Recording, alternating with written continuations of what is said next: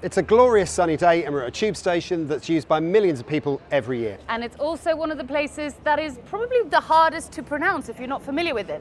Is it Leicester? Leicester. It also used to be the home of the world's longest escalator. It is Leicester Square.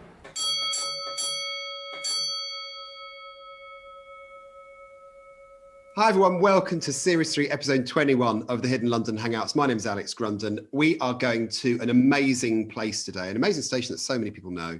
It is a really big treasure trove of history, actually, and I'm not going there on my own. Usually, there's three of us. Today, there's two. First of all, Chris Nix from the London Transport Museum. How are you? Hi, Alex. I'm very well. I feel like we should be sipping cocktails today, not just because of the gorgeous weather outside, but also because of where we're going. Fun part of town today. Absolutely, we are ready to drink. It's great. And Siddy Holloway, my drinking buddy. Sids, how are you? I'm good. Oh my goodness, the weather's so nice outside, and it's just I wish we were going and sipping cocktails out in the sunshine, but instead we're going underground to an amazing place. And I mean, it was just extraordinary to discover what's down there. And may I be bold, City, because I think we might be right in saying that today is the first day of Hidden London Hangouts 2021, where I'm wearing shorts to do the episode. Are you? I'm wearing shorts. Isn't that amazing? Chris, are you? I am not, no. Nobody needs to see that. We have sort of colour coordinated today. We're all wearing blue. Chris is wearing long sleeves, you're wearing short sleeves, and I'm wearing no sleeves. Amazing. And summer has arrived. Yeah, well, you've rolled yours up, right, Chris? Yeah, and let me tell you, yesterday we were at the station that we saw London Underground's new male outfit with shorts. Let me tell you, tube journeys have just got a whole lot more interesting. And Laura Hilton Brown. It's a unisex outfit, Alex. There were ladies wearing the shorts as well. Yeah. Whatever you love, whatever you're into, tube journeys just got a whole lot more interesting. And Laura Hilton Brown is normally with us, but she's taken the kids away because it's half term. So Laura, where are you? Team Hangout, how are you doing? I can't be there for this week's episode because I am in the glorious countryside and the sun is shining. But I'm going to miss you guys. I'm going to miss the episode, and obviously I missed the site visit this week, so a little bit sad about that, but I hope you are all doing well. So Leicester Square, what a station. Heart of Theatreland, amazing location by cinemas and shops and all the hustle and bustle of London City. So close to Covent Garden and Piccadilly, and the real buoyant part of London. You can't not love it, right? So can't be there, a little bit sad, just wanted to give you a fact. And I chose a film because I thought the other guys are going to give you amazing facts about the history and the location and the how the station has come to be what it is today. So little fact is the station starred in Harry Potter and the Half-Blood Prince in the introductory sequence, which I think is pretty cool. So anyway, I shall leave you on this note of countryside peacefulness, she says, with kids screaming in the background. Bid farewell for now, and hope you all have lovely weeks and enjoy the episode. Did you find yourself doing this as well when you were watching her? I was doing this a lot. It's like, where's my head going? Just stop it, Alex, stop it. So welcome, Laura. You're here in spirit, if not in person. So today, Leicester Square, we need to crack on because there's loads of great things to show you. Chris, take us back for a little history lesson to Christmas, 1906. Yes, indeed. So specifically the 15th of December, 1906, the station opens at Leicester Square. It was originally intended to be called Cranbourne Street, but went for Leicester Square. And a very successful station right in the heart of Theatreland, and did very well, so well in fact that the station needed to be expanded. It's serving both the Piccadilly line and the Northern line as we know it today, the Charing Cross branch. And so as well as lots of people going in and out of the station, it's also had a lot of people interchanging between the two lines. So in the 1930s, Charles Holden is set to work to redesign the station. It's originally a Leslie Green station, and with Charles Holden's work as well, you get one of these fabulous underground stations, which is a combination of the two. They didn't sweep away the original architecture, they added to it. And in 1935, the station, more or less as we know it today, was reborn from a lift-operated station to an escalator station. Now, it originally had 5 lifts.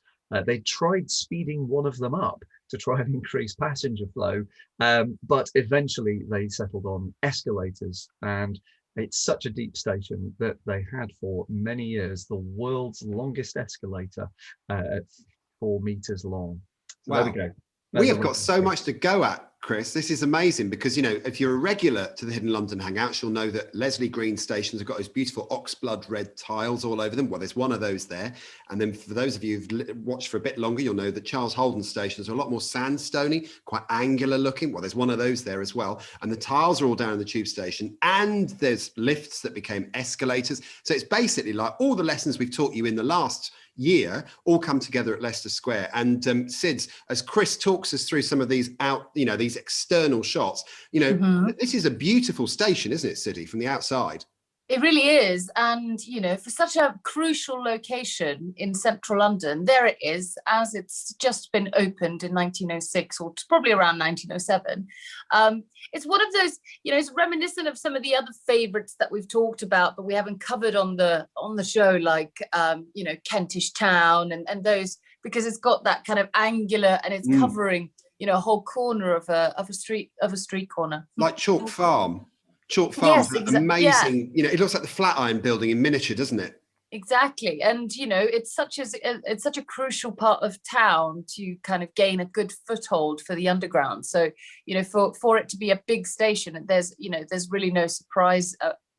There's no surprise that they built it to this spec, but it's really lovely. And as Chris said, I love this photo. It's quite, I don't know, very atmospheric, isn't it? Very quiet, isn't it? Yeah, it is. Like lockdown. There's a slight fog going on there, I think. Classic for the time. A bit of smog. And also that the building above hasn't been built yet, which wasn't built until the 1920s, around the mid-20s. So, we've seen this with a couple of Leslie Green buildings before, where they don't have anything built on top of them, because, of course, they were all designed to take a building on top of them, but not all of them had that. So it's lovely to see the building before it got the structure above it. And then, of course, as Chris just said, the Charles Holden side is kind of on the other side of that. We should take a little look inside it, though, of course, as well, and just have a look at some of those other classic Leslie Green features. Look at the tiles, guys. Yeah. Oh, Laura, sorry you're missing this. Let's just zoom in and have a little look around. So we've seen some of these features on other episodes. We've got the relief tiles there, just with the border tiles. Looks like a canthus leaf to me, Siddy. Yeah, it does, yeah. Yeah, that would make sense where it is. We've got a finger pointer sign there rather than an arrow, because of course this is an early photo. We've got those lovely lights that we used to see, and all of that architrave detailing up at the ceiling level. And the lifts straight through there, look. That's the thing, isn't it? You wouldn't think about it these days with the huge great escalators running down to the platforms, but once upon a time, as you say, it had lifts. It's remarkable. Yeah, and also because now the ticket hall is underground, you know, it's subsurface, because you go down underneath it. But in those days, it was at street level, because that's where the lifts came down. I also like the fact you can play Spot the Spy in this photo. Yes, and he's quite clearly, visible, I would say. What about the externals of you give us a bit of a tease, but the Charles Holden building, look at that. The angular, I mean, for me, it's really interesting, because the Leslie Green stuff is so friendly and burgundy red and beautiful.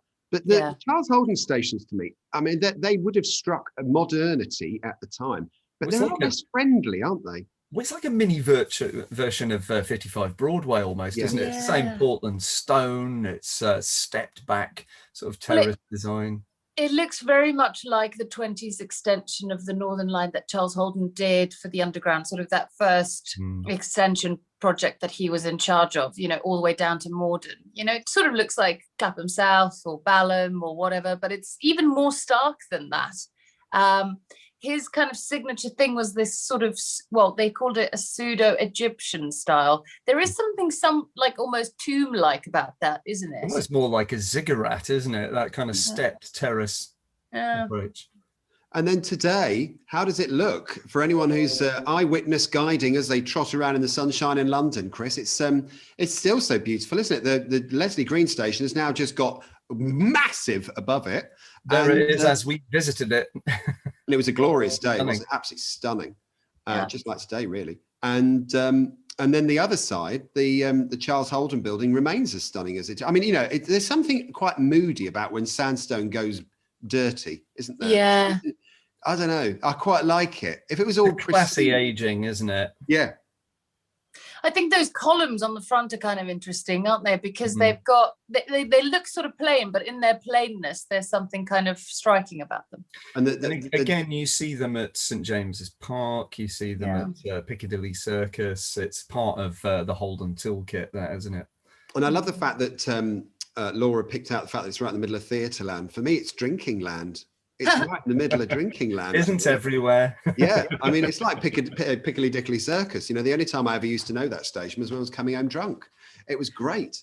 So carrying on with Leicester Square, and we love a stomach diagram, don't we, Chris, on these Hidden London? Man, what a find. I didn't know we had this until I was trawling through the IMS and found this beauty. What is the IMS, by the way? Sorry, information management services. Oh, that sounds gripping. It's our internal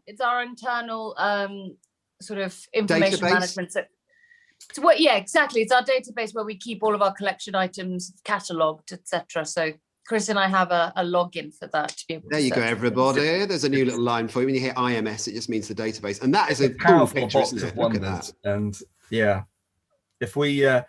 Should we dive into this a little bit? So this is looking from Trafalgar Square end back up the Charing Cross Road.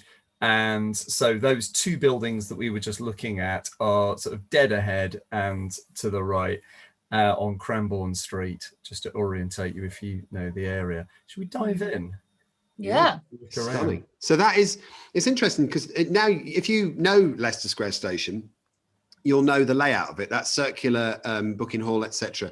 And that is literally under the road there. I didn't realise that. They must have dug the road up to build that, presumably. Yeah, they did. They did it in two stages. So they shut one half of Charing Cross Road while they did one half, and then shut the other side while they did the other side. Leaving the rails running, leaving the trains underneath running? Yeah, absolutely. Wow. And I believe I'm right in saying the Hippodrome used to have what was known as an elephant run underground, and that was lost during this process. It was no longer used, I don't think. Would they actually put elephants down there? Yeah. When they wow. Oh my Imagine them in the lift. That's crazy. You can see it really is a massive station once you strip away the ground above it. And do you know the other thing that really screams at you from that photograph or that diagram is the notion of what you taught me was way leave, the way in which tube lines generally run under roads because of it avoids the issues of land ownership and rent or purchase above. And you can literally see the Northern Line going straight down Charing Cross Road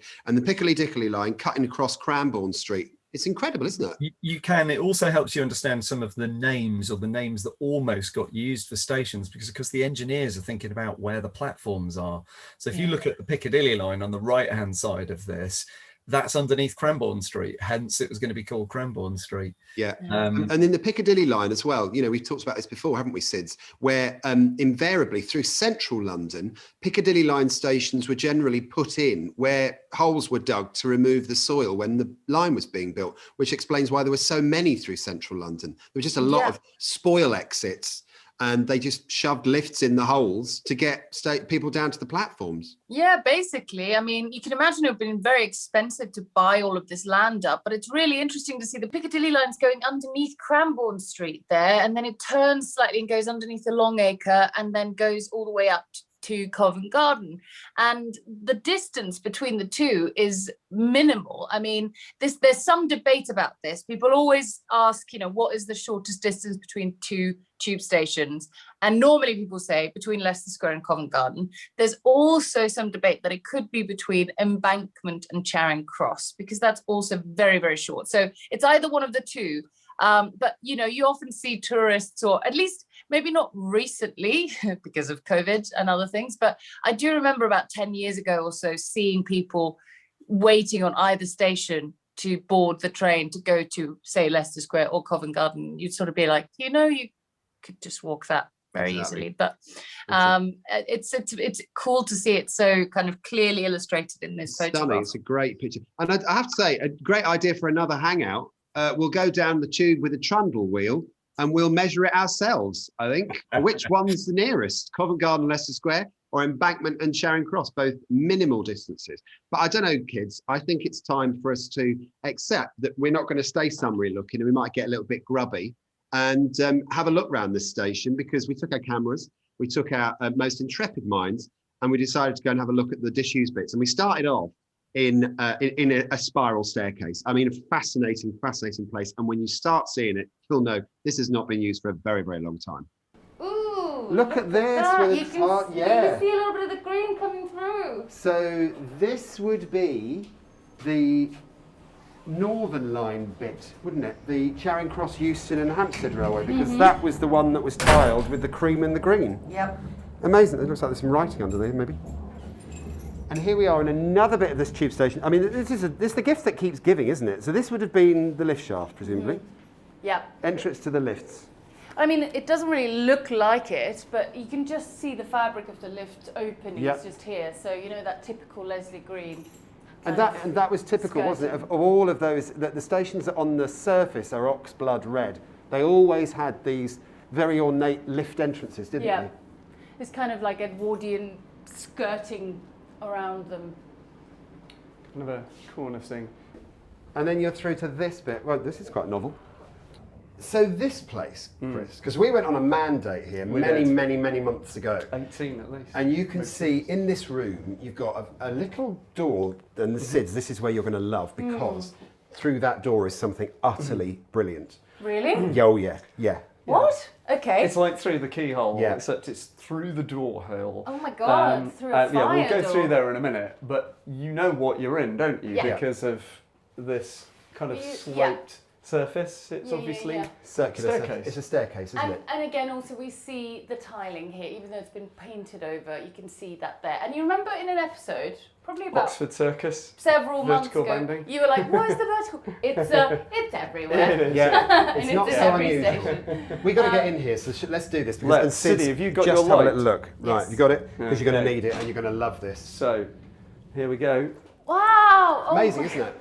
Absolutely amazing. Crazy. Chris and Adam, come and have a look at this. It's just sensational.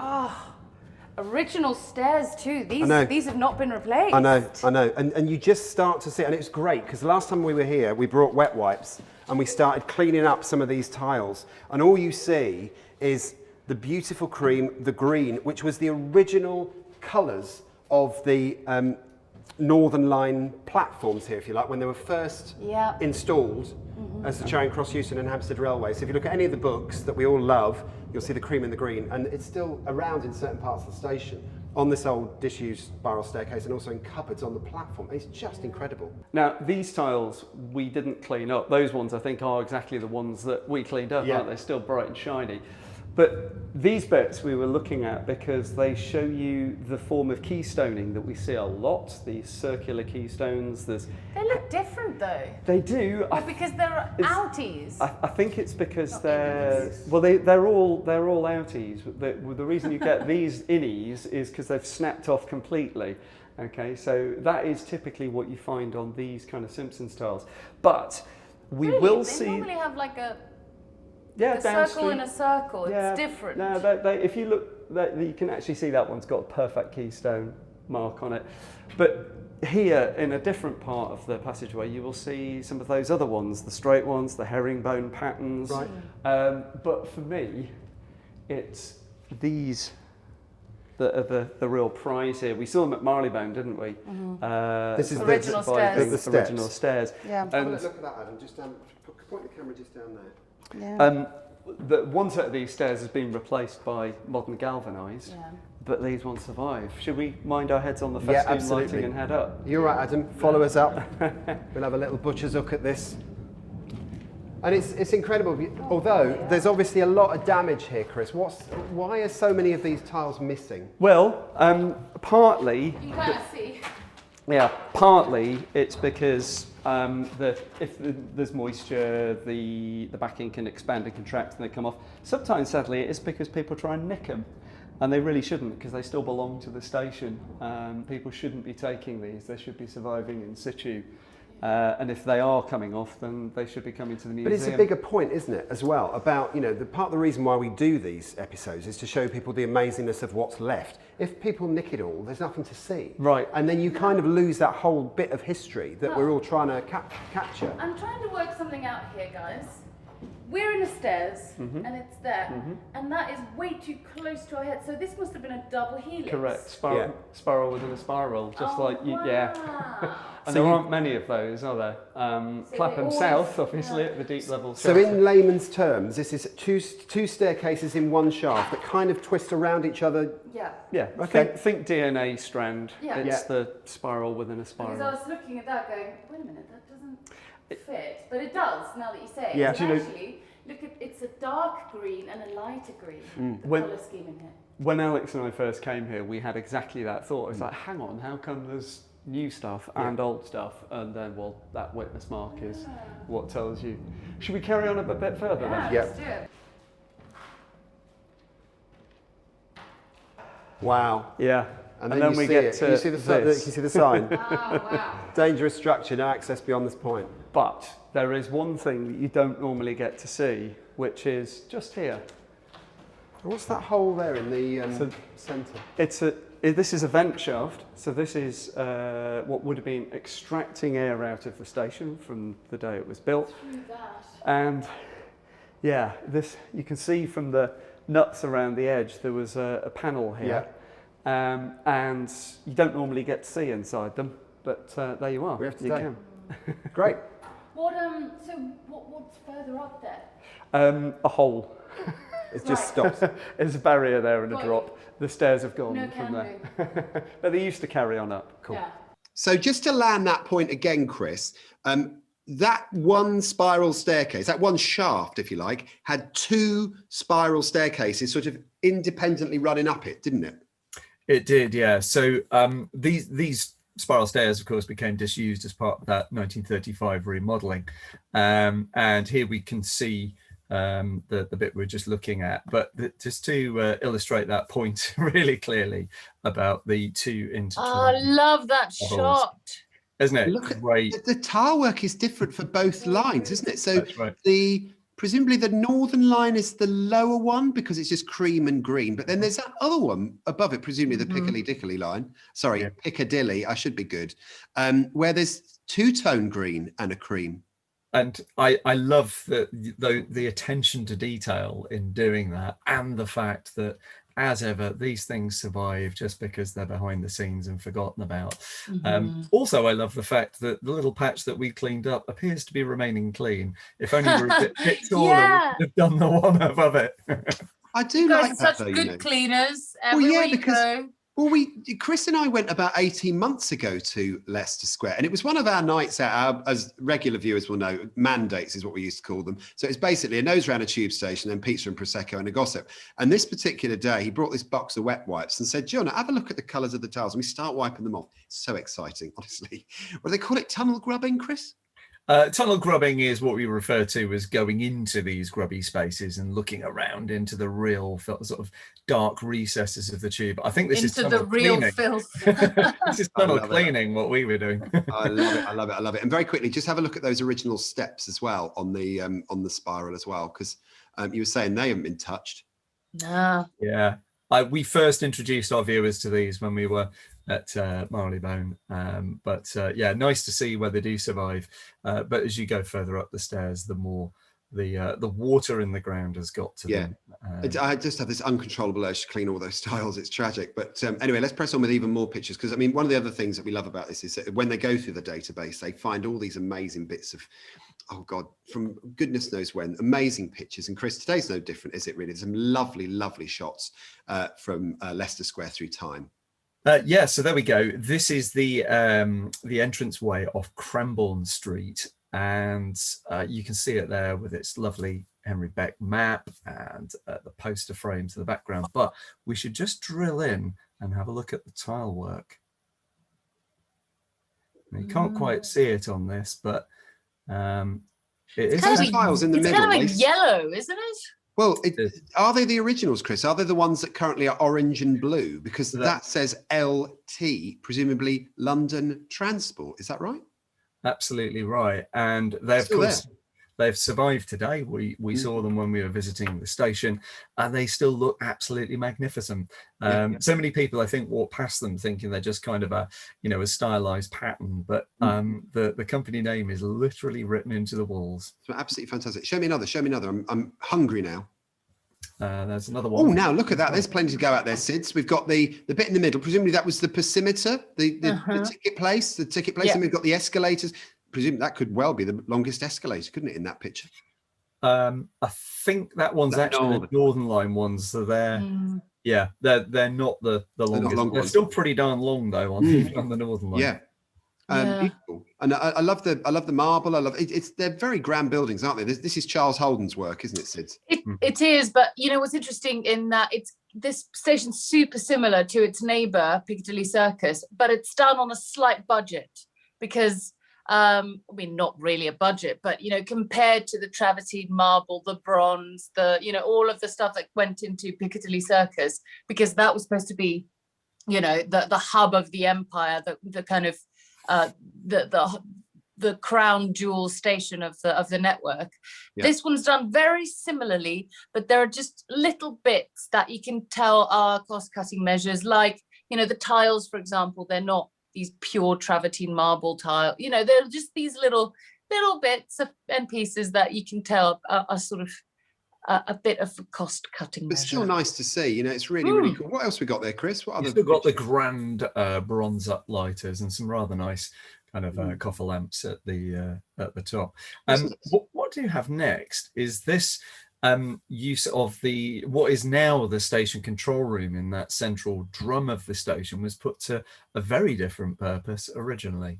Wow. What is that, like from the Victoria and Albert Museum? Absolutely right. Yeah, it's a display from the Victoria and Albert Museum, and different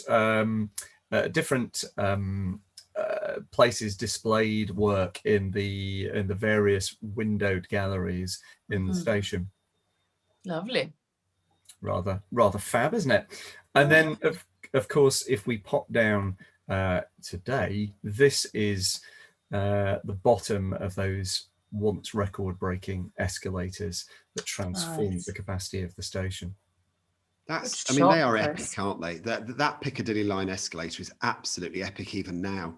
And it's funny, it always makes me smile because I was talking to somebody who works at Angel a while back, and which has now got the home of the longest escalator on the tube. I don't know whether it's the longest escalator. I don't know what the deal is. I think it's now the second longest in Europe. Wow. And they were saying that because they're so long and people get very dithery when they're at the top and bottom of long escalators, that they change the design of the ceiling so that you can't actually see the extent of the length of it until you're actually on it, which I think is quite fascinating.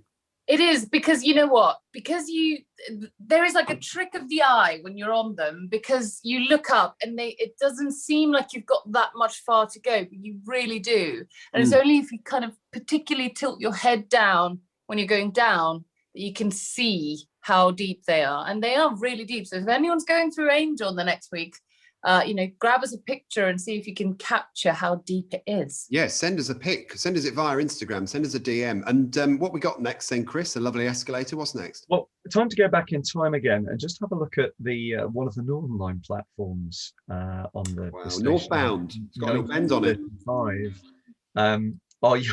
Our usual trawl through the posters, but oddly, there's no advert for Bovril this week, or indeed Guinness. It's incredible, isn't it? It's funny because timely actually, because that platform was the home to probably our second place to go and have a look at the replicas and the memories of the past in that station, because there's a cupboard, isn't there? We're big into cupboards at the moment, looking in cupboards. Cupboards are where tiles survive, and this is home to one of those cupboards which has surviving tiles. It's also in that photo you can see the destination board there with first and second. This is one of the places where those were trialed on the system. Incredible. Well, let's go in the cupboard. Yeah. It's amazing. The station's incredible. When we were there first time round, Chris was telling me all this. not to be a bit slow here. You're talking about which train is first and second, not class, right? Oh no, that's right. Yeah, no, but the next one in, like on the describer boards at the moment, you got like number 1 High Barnet, second one Edgware. Got you. First there. It's just brilliant. I'm here. I got it. Amazing, babes. Well, listen, while we were stood there marveling at the first and second, if you peered into one of the cupboards, you'd have seen this. Original tiles here. I love the fact that, like, every time when we find these places on stations, they're just hiding in cupboards. The cupboard was there obviously well before the retiling went on, and they just leave them alone. And these are the original colours. And a little poster fragment. Look at that. Do you see that? Yeah, it's so cool. So cool. I absolutely love it. Oh, hello, Mr. Grundon. Just start popping hello. Just hello. What? This is a new kind of Punch and Judy show that we've invented here. We're like weathercocks, aren't we? Like. I've never seen this cupboard before. Oh wow, the original tiles. Oh, look at that. Look at this. Guys, this is exactly what we were talking about. 1930s, Charles Holden, classic. And original Leslie Green. And see, this is exactly what we saw in the spiral staircase. So the northern line was just a plain green and cream, and then you have this minty green and dark green. Minty green. Oh, and also look at the Wartime signature. Oh yeah. You've got the cream and the brown. I mean, we've got that at Down Street. Yeah, we do. We always presumed it was Great Western Railway using it. It's over there as well. So this yeah. room must have been used for something. Isn't it amazing that, as always with these episodes, this is one tiny cupboard, and it's got so much history just sitting there that nobody can be bothered to chip off the wall. It just stays here. It's great for us that it survived, yeah. isn't it? It's amazing. Wow. Well, there we go. One amazing cupboard. I mean, that cupboard at the end, I love the fact there is literally 2 different types of tile work in one cupboard. And it really is it's a treasure trove down there, isn't it, Sid? I loved it. And honestly, just being able to see them, because, I mean, it's been retiled and developed a few times, so it's the original one, then there's the 30s one, then there was the 80s one, and just being able to see those layers right there, still in situ, is so cool. It's lovely, isn't it? And of course, the thing is, Chris, that station, it wasn't just a station, even from very, very early on in its life. There was all sorts of coordination and control that was going on in that building, not just about not just about, getting on and off trains, was it?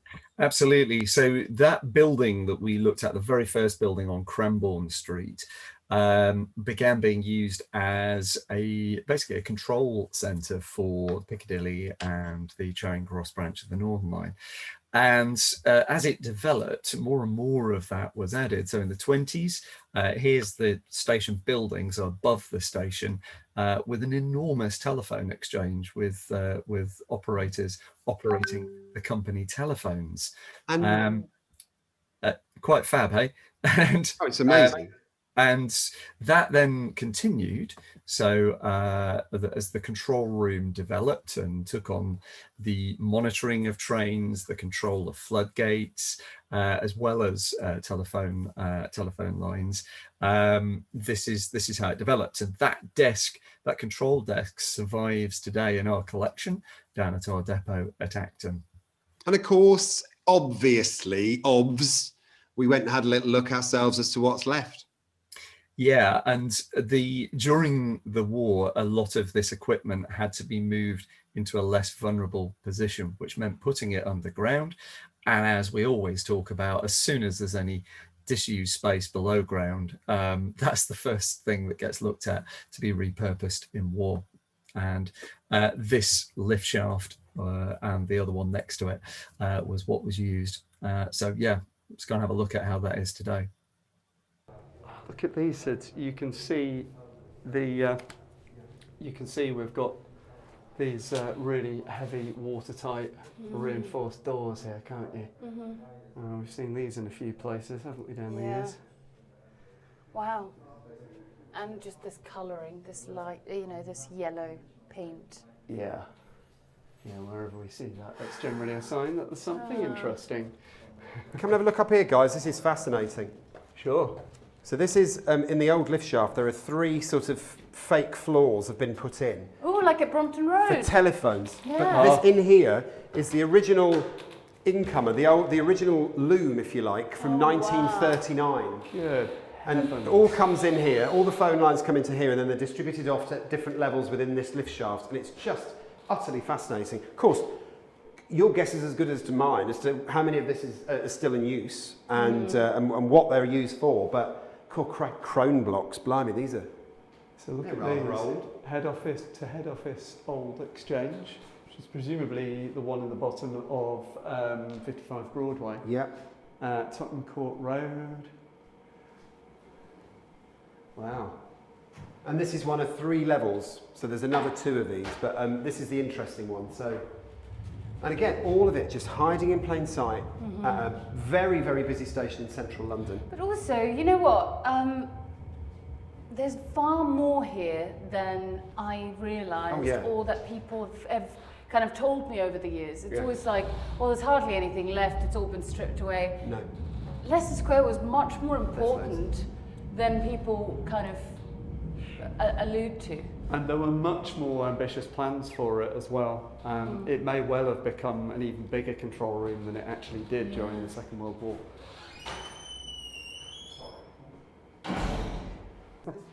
I'm only saying. This is exciting, isn't it? I know. Look, you've got little waves here. The herringbone jobby that Chris was talking about earlier, these outies, the new name for them from U City. And of course, these are the colours, aren't they? The green and the cream. Look at that. Beautiful to see that this is just like one bit of wall that's half been half been concreted over, half been tarred. I wonder if they just had a bunch of, different stocks of tiles, and therefore that's why they're all different. I've wondered about this ever since I first saw it, because there are just so many different sorts. You've got the oval, the wavy, the kind of the circle with the bar, and the regular outies. The regular outies, yeah, and this diagonal pattern. The only one that isn't there that we've seen elsewhere is a herringbone. Ah, yes. Yeah, it's an amazing collection of backs. Wait, so through here we've got a ventilation plant, because we can see VP 106, I would imagine it's saying. Again, a massive door. And then a giant fan. Yeah. We're getting used to enormous fans, aren't we? Yeah, we are. We know the enormous fans well. Amazing. You can actually open the door and see the fan. Oh, yes, please. Should we go down? On the other side, We always say yes. Come, when I'll offered go after stuff you, like Adam. that. Thank you so much. Nothing better than getting shown around by somebody who knows their station Isn't it great? like the back of their can't I? hand. Before you start, it's quite interesting. There's a little porthole there. So you could actually see what was going on in there before you opened the door. Oh, that's fantastic. Okay, all right, well, here we go. Ventilation point 106. Let's see what's going on in there. That sounds Wow. kind of scary. Oh wow. Oh, so, heavens. okay, Sids, in you go, babe. That's a big old fan motor.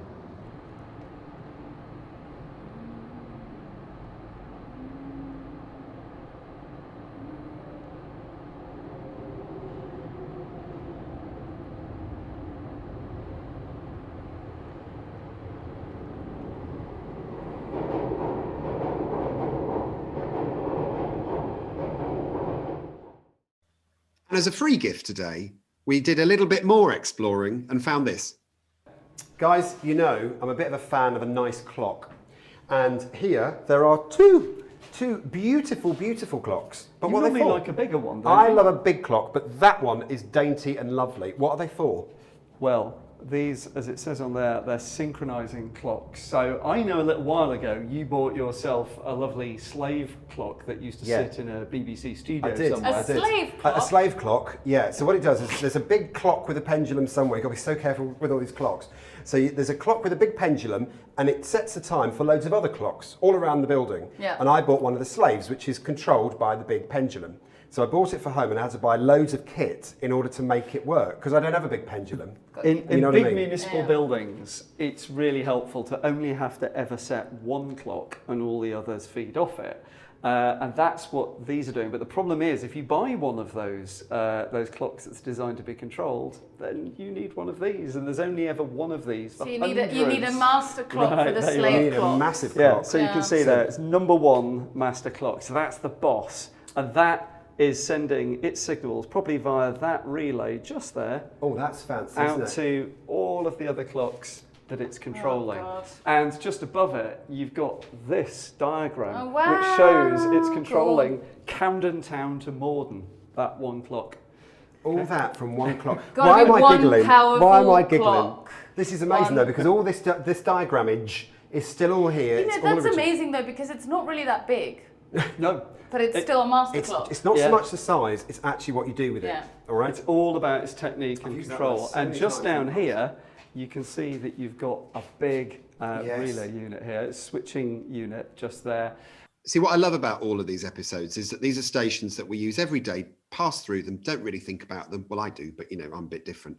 And you guys now have the opportunity to have a look round, wonder what's behind some of those doors that don't seem to go anywhere. They do go somewhere, and they're really, really cool places. And Sids, Chris, it was a delight to have a bit of a route round. Even though it was quite warm yesterday, I'm wondering at what point I'll be wearing shorts to do these site visits, getting the lallies Well, out. I think our viewers are as well now. No, it was tremendous to go back there, because I know you and I had a good explore. Siddy and I have been there a bit before, but it really does go to show that the people who help you do this are really important. We found spaces that we hadn't seen before, so a huge shout out to the station team for helping us find some extra spaces to bring to the viewers yesterday. And particularly to our guide, Adam Harvey. Thank you so much for taking us around, Adam. You are a fountain of Leicester Square knowledge, and couldn't have found some of that stuff without you. It was so lovely, and actually, it was Adam's brilliant. If you do happen to see Adam's badge, just say hello to him. He's a font of knowledge about that station. He's so lovely. But everybody in that control room was adorable, weren't they? There was that lovely lady who used to work at King's Cross who was telling us about, we must go and do King's Cross, and we will. And there was obviously the other lovely staff who chatted to us as well. Such a friendly bunch. The London Underground staff are just adorable people who really love their jobs. It's gratifying to see. So thank you very much, Chris and Siddy. As always, notes, queries and questions. Now, Chris, we're going to start off with this because loads of great comments about last week's programme. We'll go to those in a minute. But Linfax 2 says this, and I can help you with this because I've got some of this prepped. Hello there. I have a couple of questions regarding moquette. Oh, Barman moquette. reaches for Moquettopedia. Yes. Yes, reaches for it. I've got some bits and pieces down here. They are as follows, Linfax. Thank you for this. Do the Central, Northern and Jubilee lines, apart from priority seats, feature the same blue Barman moquette? And the answer would be affirmative. Yes. So you've got yours. Well, that's my phone, not the right one. This is what you want. So this is the blue Barman. We're set. Yes, there we go. Yeah. Yeah, you've got yours as well, Chris. Well done. So that is on the Jubilee, the Northern and the Central lines. But there's also other, but in fact, let's go back to our questions. Correct me if I'm wrong. The Piccadilly line version of Barman Moquette is darker shade of blue, navy, than the Central line. Best wishes and take care. Kind regards, Peter Skuse from St Albans in Hertfordshire. Yes, Peter, here's the deal with this. I've got this because I gave this to the team for Christmas.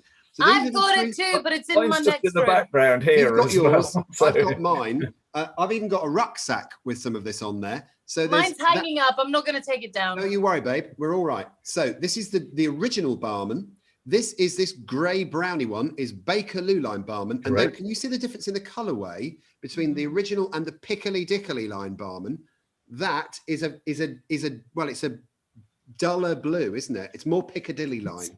Yeah. It's got a lot more white in it, I think, is Yeah. what I would say. It's just got lots and lots of kind of grey whites compared to the other ones, which is bluer.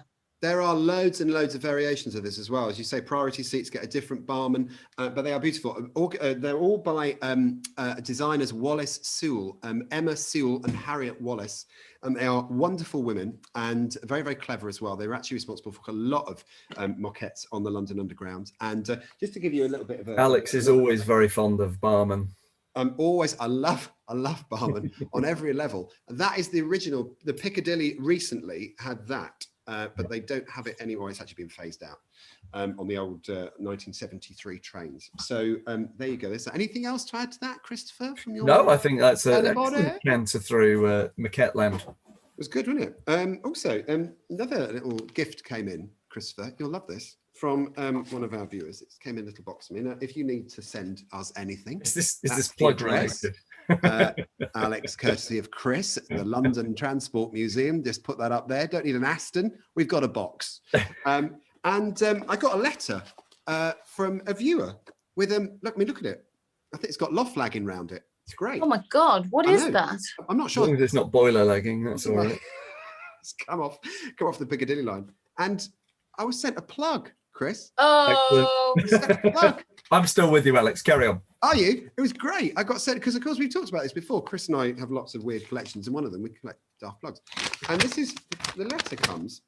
This is the point on YouTube where you can just see the numbers going. Yeah, Nick, Scooby 1000. you can see on me Instagram. tuning out. Find enclosed a vintage plug I promised to send you. Hopefully Nixie doesn't get his hands on it before you do. As if I'd at opened work my on the end of a power lead connected to an ancient dot matrix printer, and it was so old that it turned horrible nicotine yellow.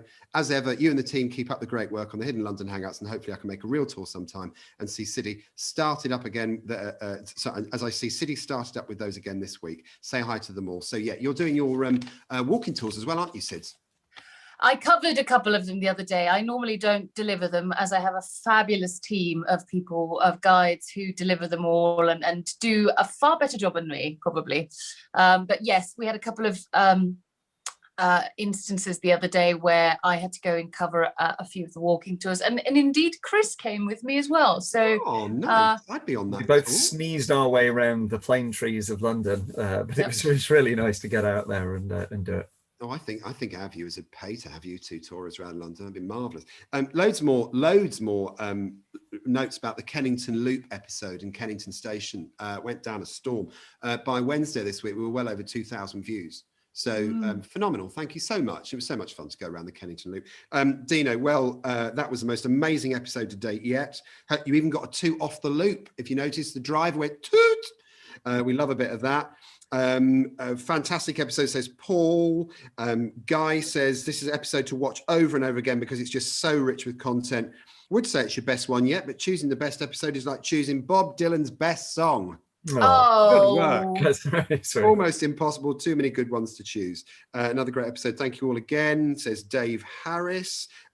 If you're in one of the black 2 train cars, the driver doesn't usually have enough time to walk up and down the platform to wake you. Says, I've never noticed that. They are rigid about their removal of you on platforms. Oh, they've got cameras on the trains these days. Yeah, so and there's cameras. They can see.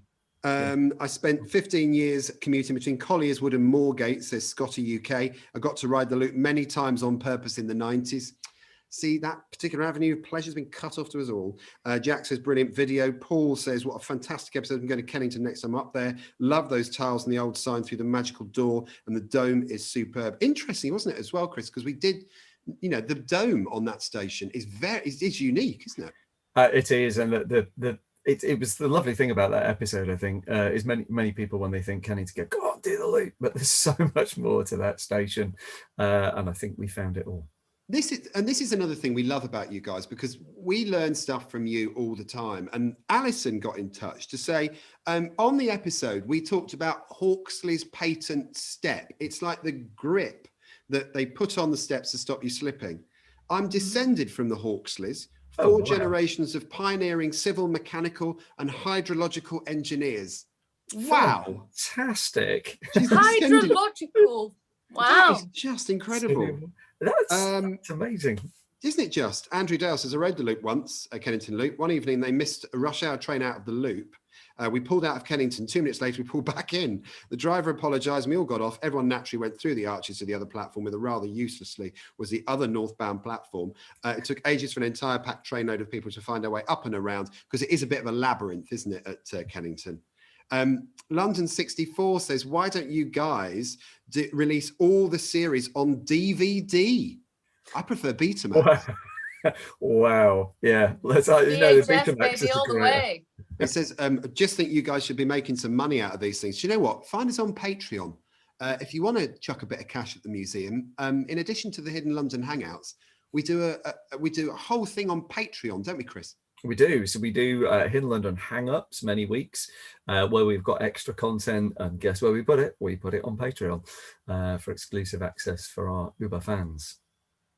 You LaserGit says, another great episode. I joined you live for this one, as normally it premieres at 5 a.m. on a Sunday morning here. But I did get up, so worth getting up for, especially for Alex's cheeky closet and flange quips. With the flange is the noise that the wheels make, isn't it, Chris? Flange. Yeah, it's the bit that just helps make sure the wheel can't come off the rail if it goes over its profile limit. And you were in beautifully put, beautifully put. And the closet was because you were all in cupboards, wasn't it? That's right, absolutely. 3 of us went in. Yeah. Nothing to see. Yeah, we were in the closet. You didn't. And I wasn't. Siddy, thank you so much as always, darling. Thank you so much. What a lovely little episode. And we miss you, Laura. We can't wait to have you back next week. She will. We love her. And well done to the kids. What a lovely life those kids have. They are such great parents, honestly. Chris Nix, as always, thank you so much. Thanks, Alex. It's been brilliant. Lovely to get back into Leicester Square. And again, lovely to share so much that we found. It was glorious. Glorious, glorious, glorious. If you want to get in touch with us, do it via Instagram. Find us on Instagram. Sign up. Find us. Alex Grundon, Chris Nix, Siddy Holloway, Hidden London Law, and even at LT Museum has got an Instagram feed. It's amazing. Now, you found us on YouTube because you're watching us, but like, comment, and subscribe down below so you get the updates as soon as they're published, and we can answer your questions and read out your comments on our episodes. We're going somewhere amazing again next week. In the meantime, have yourself a great day and stay safe.